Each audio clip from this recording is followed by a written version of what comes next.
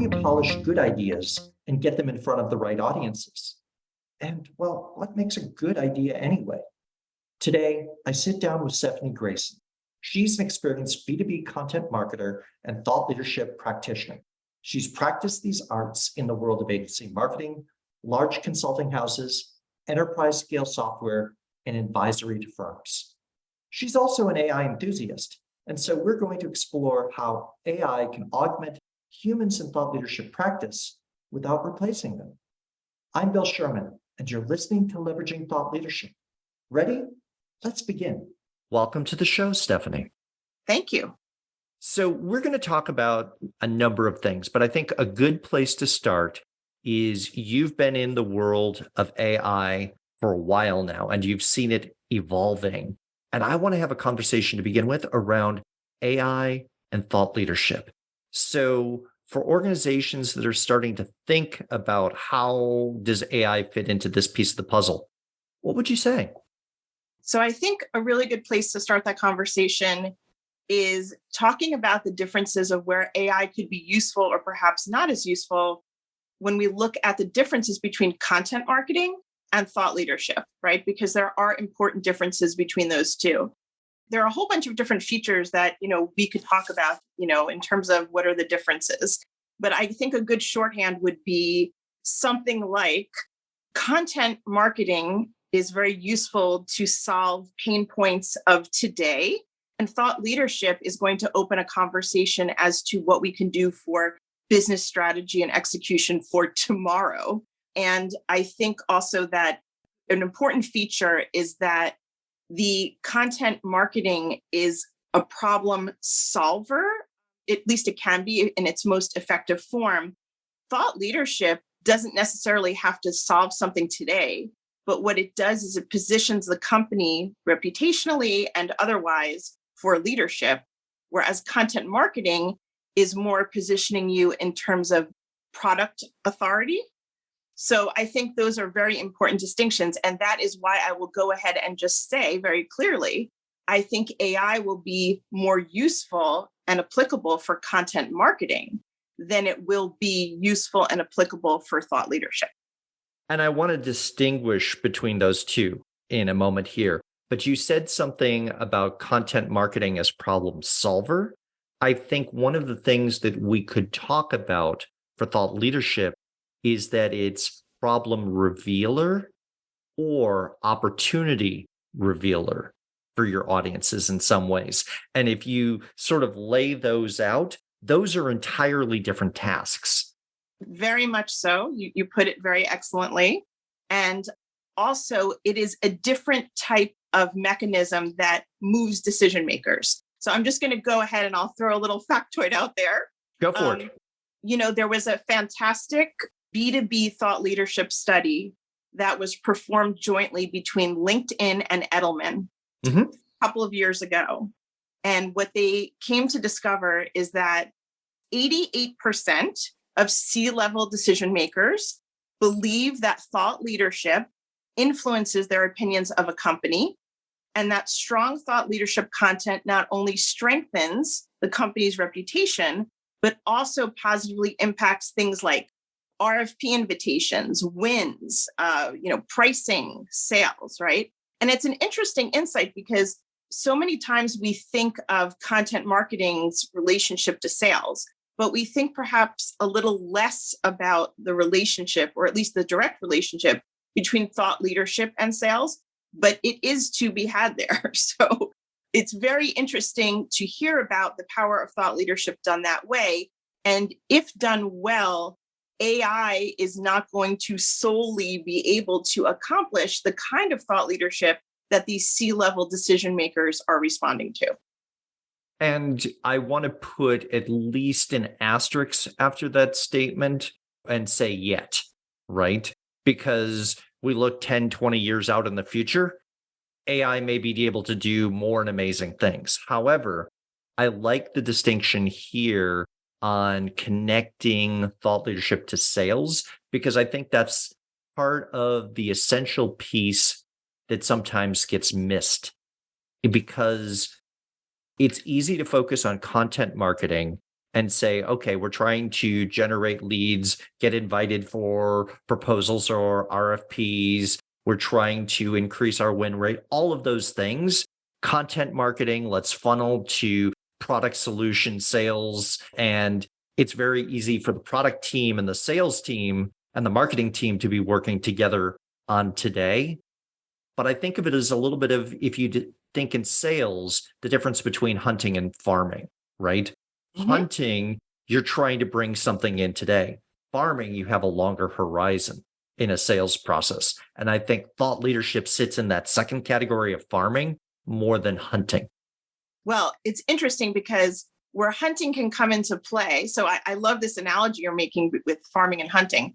But part of what I think is so much fun about thought leadership is sort of an aspect of hunting, in that you're hunting in some way for that novel idea or seeing around corners, right? Absolutely. So, Yep. so, there is an element, of hunting in that you are at least open, maybe not actively hunting, but perhaps passively being open to really exploring and discovering perhaps, something that will be the next. It could be a new idea, but it also could be a new approach to existing structures or existing processes that has novelty to it. And that's kind of the seeing around corners part. If you take a look at a lot of successful B2B solutions, ventures, whatever you want to call them, depending on the situation, you might see that it's not always reinventing the wheel, right?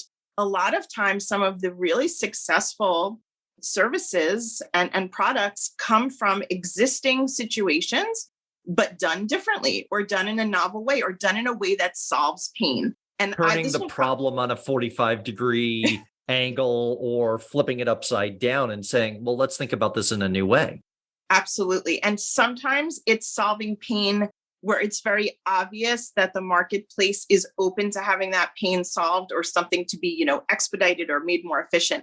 And sometimes I think, the really interesting things happen when you're offering something that wasn't offered before, placed on top existing structures or processes, and people didn't even know they needed it. So, sometimes you think about category changers and you think about, let's even say like an Uber, right? Like I wasn't really sure when Uber came out that I would ever be using something called Uber Eats to get food delivered to me.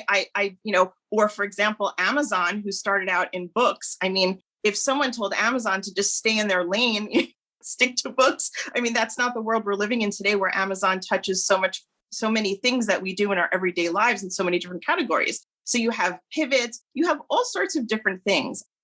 And I think here novelty is the key word. And I want to say something that I thought was really, I saw something that was very compelling in the Wall Street Journal, a profile of a math professor named Po Shen Lo.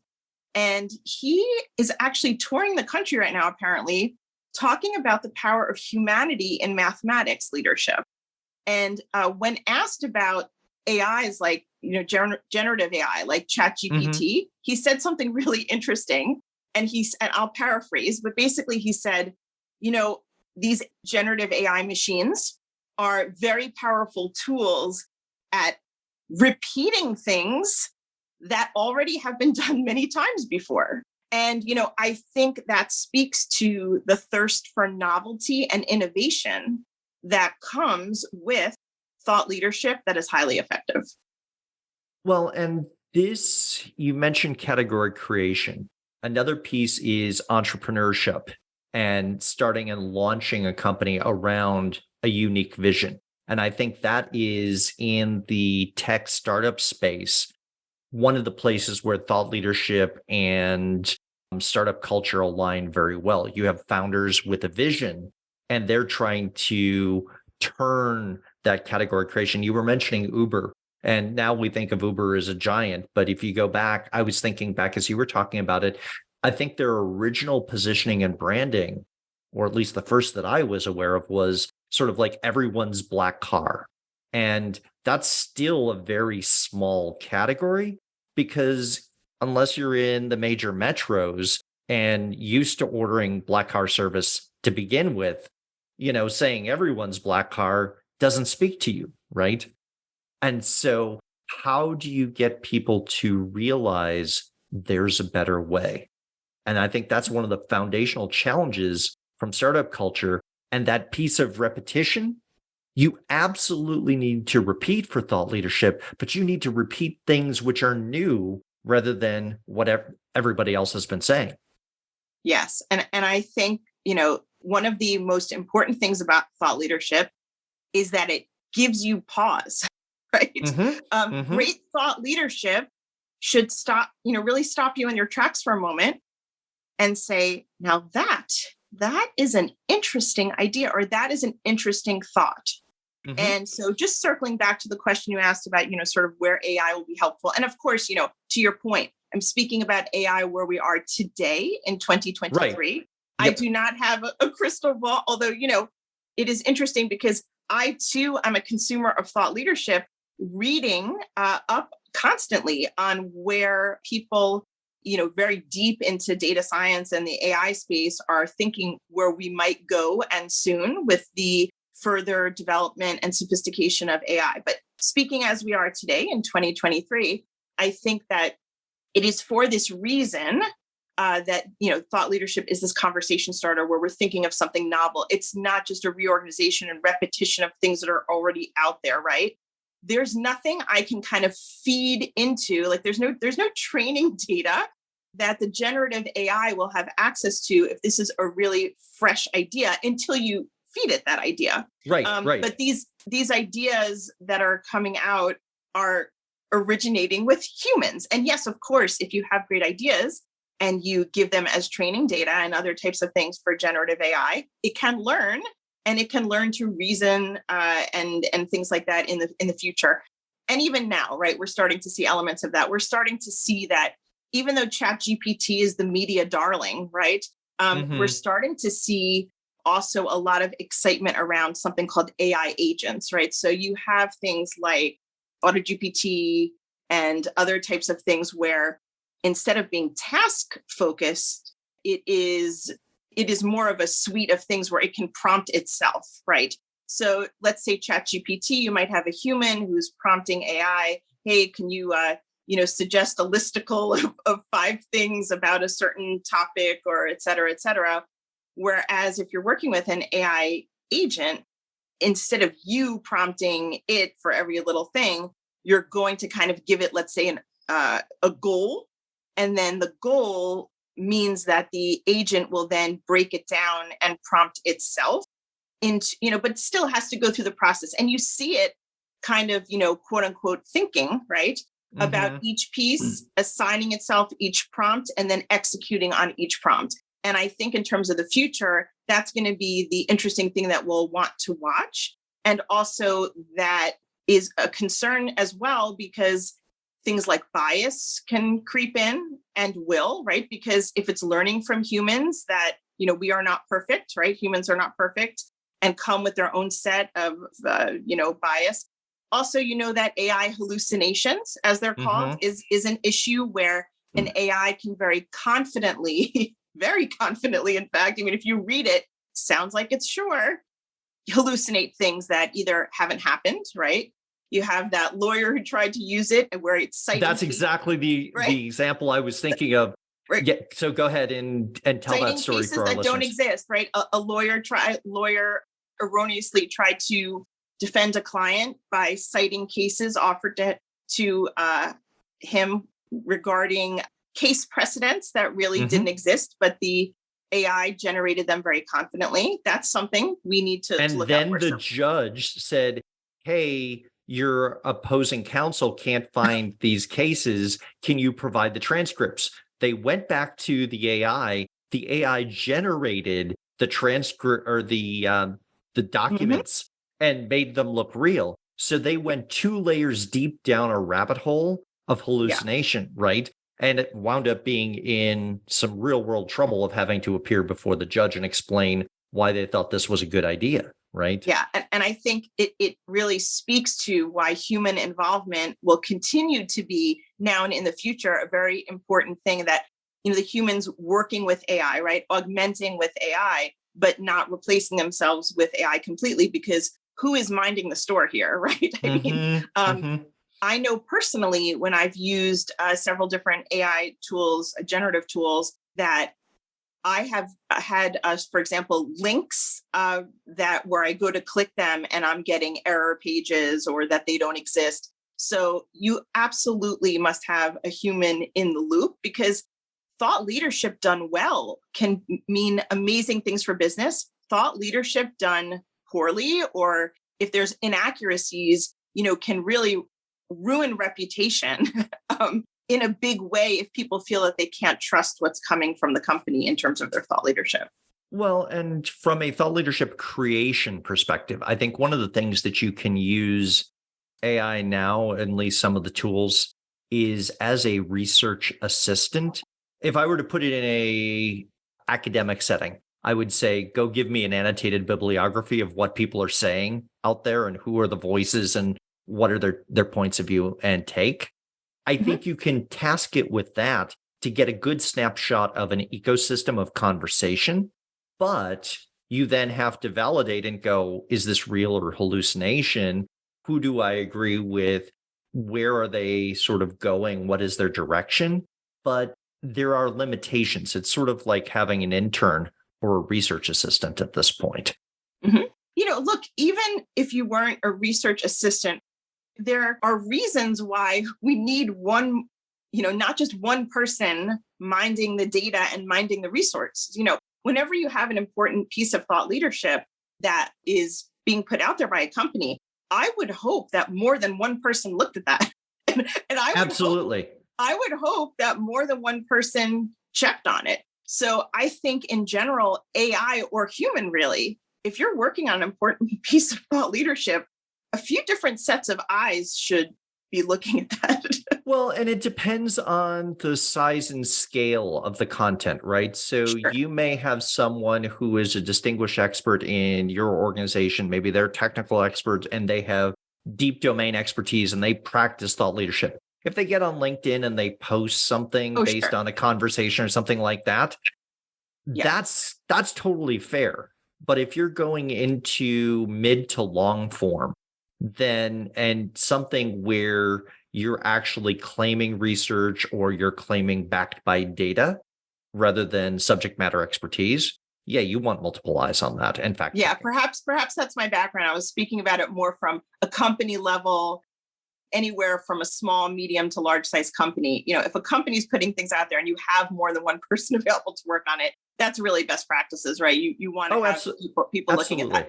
But sure, if you want to, put out something, you're opining on LinkedIn, absolutely. But then it's on that person who's, solo opining on LinkedIn, please check your sources, make sure your citations actually exist and that you're getting your statistics right and so on and so forth. Even before, our podcast taping today, I wanted to make sure that I got the authors of that B2B thought leadership report right. I went and I double checked that it was Edelman and LinkedIn who put it out, et cetera, et cetera. Went to the original source, looked through it several times to make sure I got my data right. So you have to do these things, but it is not a responsibility to put onto the AI unmonitored.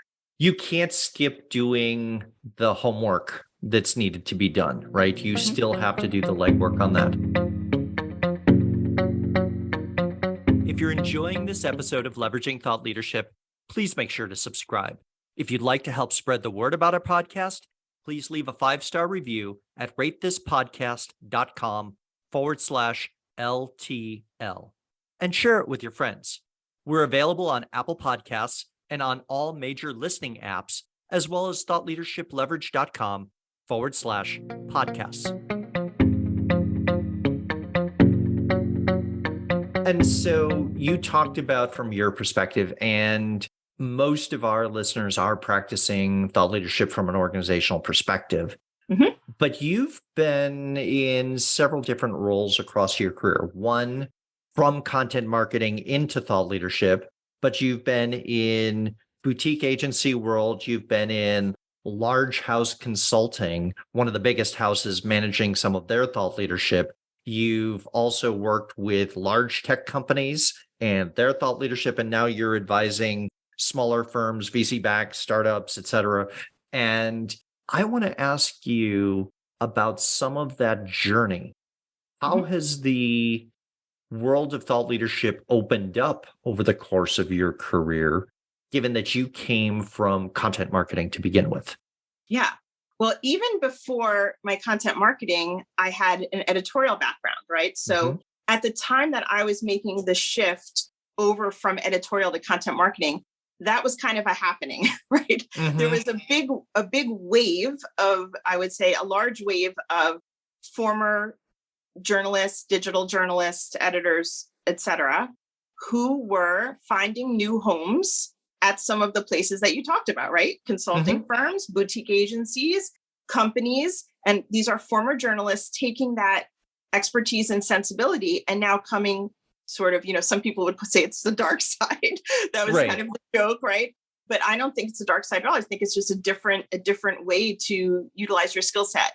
But I think the good training that comes from that about checking your sources and making sure what you're doing is meticulous, all of those things serve thought leadership and content marketing very well. It kind of ensures, because you've had that kind of training and experience, that you're not going to do a sloppy job and that you're taking it seriously in terms of double, triple checking, crossing your T's, dotting your I's. But Mhm. in terms of the content marketing journey, I think that it was a very interesting time when I was at a boutique agency, which was just on the verge of being acquired by quite a large kind of legacy player.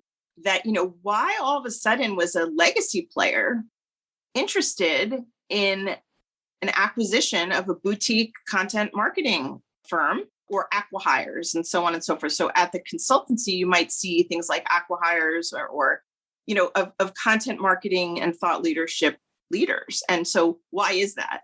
And I think this comes back to, something that we talked about before, that there is a connection to sales. I Mhm. mean, again, we always focus on why content marketing has, a directly, and a very obviously discoverable path to sales.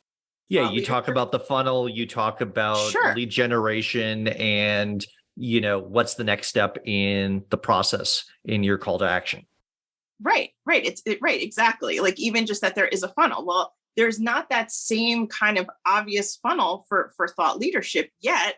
I even talked about, at the top of this podcast about that there have been studies, done that say very clearly that thought leadership can influence at the highest levels of decision makers who have the budget to approve things like, Mhm. projects, sales, and pricing and things like that. And so I do think in the future, maybe one of the ways that AI can be useful in not so much generative AI, but in a analytical way, right? Because Mhm. machine learning and such as like large language models and things, machine learning is a subset of AI, right? AI can Right. do so many things, but I think aside from those things, AI in general, perhaps there will be some way in the future that we can get more great data on how thought leadership directly impacted sales because I think that some of those data sets are very large and perhaps hard or let's say labor intensive in terms of a lot of people hours to do.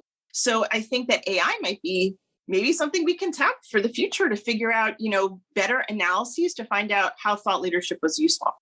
Well, and you put out the concept of attribution and sales attribution, right?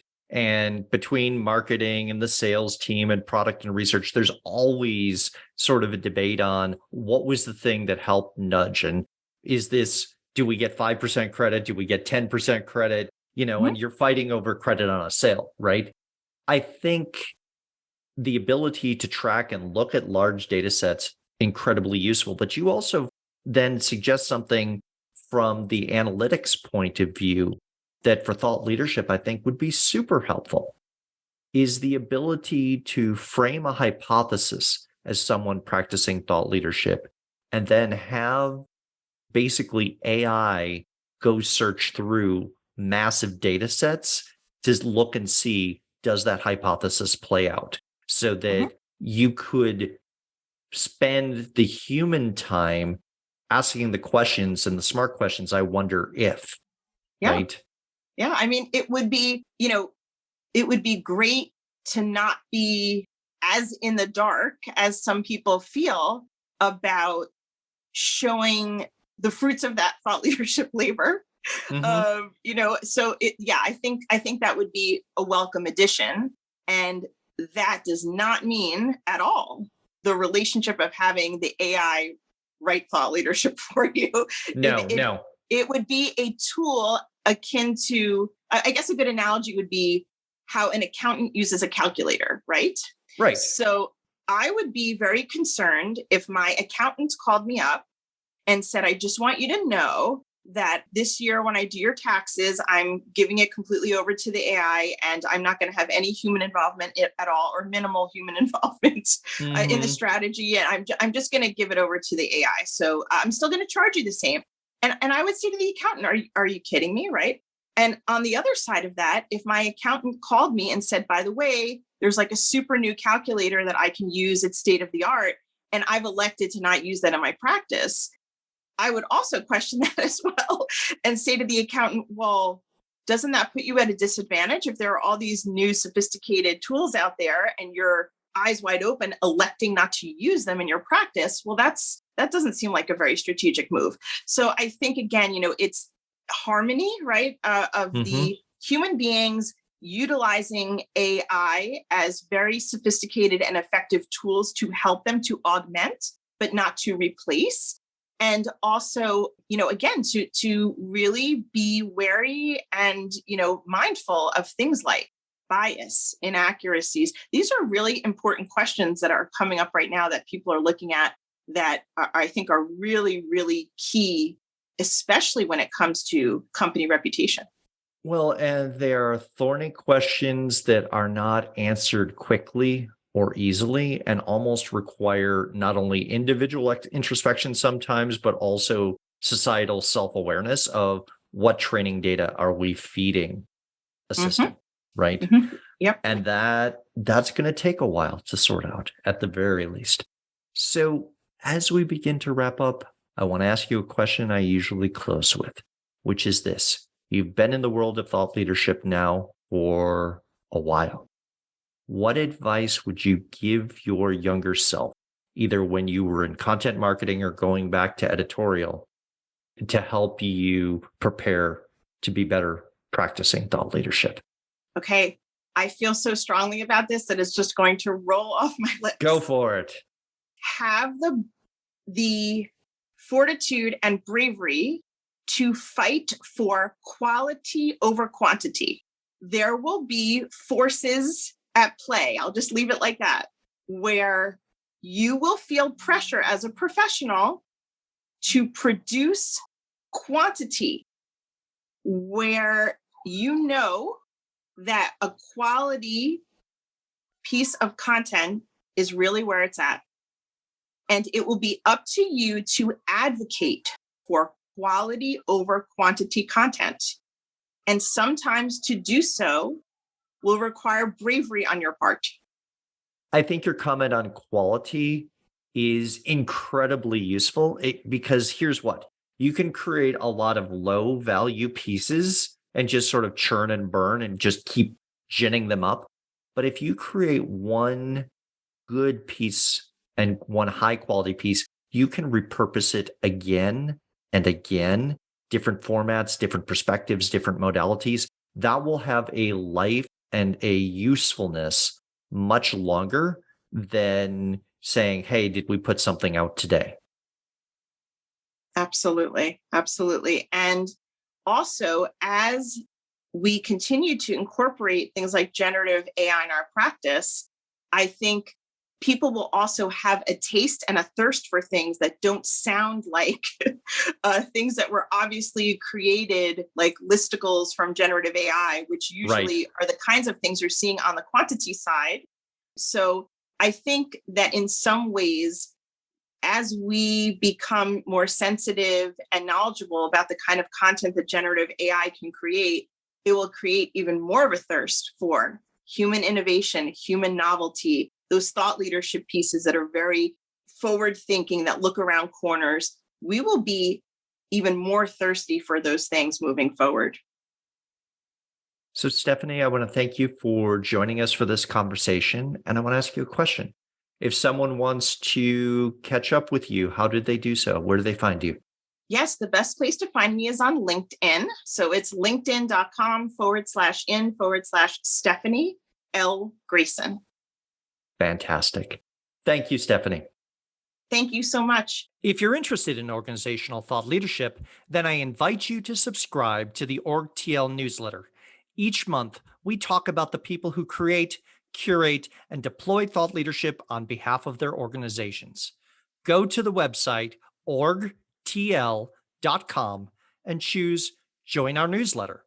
I'll leave a link to the website as well as my LinkedIn profile in the show notes. Thanks for listening, and I look forward to hearing what you thought of the show.